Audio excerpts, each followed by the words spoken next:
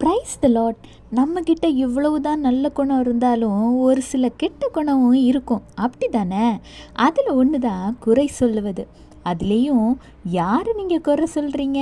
ஆண்டவராகிய இயேசு கிறிஸ்துவ, அப்படி தானே? எப்போல்லாம் தெரியுமா?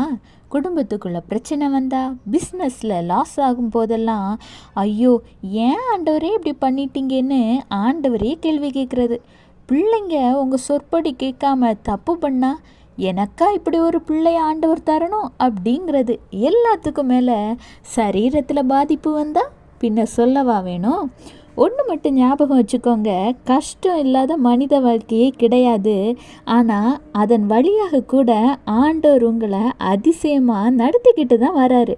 கர்த்தர் சொல்கிறார், 1 சாமுவேல் 12:24, அவர் உங்களிடத்தில் எவ்வளவு மகிமையான காரியங்களை செய்தார் என்பதை சிந்தித்து பாருங்கள்.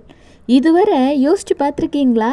இனி எப்போல்லாம் உங்களுக்கு கஷ்டம், கவலை, துக்கம், பாடுகளின் மத்தியில் ஆண்டவர் மேலே ஒரு சின்ன வருத்தம் வருதோ, அப்போ நீங்கள் ஒரு பேப்பர் எடுத்து, ஒரு பென் எடுத்து, நீங்கள் பிறந்த நாள் முதல் இந்நாள் வர ஆண்டவர் உங்கள் வாழ்க்கையில் செய்த நன்மைகளையும் அதிசயங்களையும் அற்புதங்களையும் பாதுகாத்து நடத்தி வந்த வாழ்க்கையையும் எழுதி பாருங்க.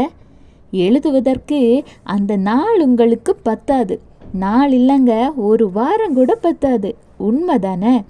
எவ்வளவோ நன்மைகள் ஆண்டவர் செய்த பிறகும் இப்போ இருக்கிற இந்த ஒரு சின்ன கஷ்டத்துக்காக ஆண்டவர் மீது மனவேதனை அடையலாமா? ஆண்டவர் உங்கள் வாழ்க்கையில் செய்கிற எல்லா காரியமும் உங்களுடைய நன்மைக்காக மட்டும்தாங்க இருக்கும். அது கஷ்டமானாலும் சரி, நஷ்டமானாலும் சரி. இனிமேலாவது எல்லா சூழ்நிலைகளுக்கையும் குறித்து ஆண்டவரை குறை சொல்லாது நன்றி சொல்லி அடுத்த காரியத்தை நோக்கி பயணிங்க. Have a blessed day. Jesus bless you.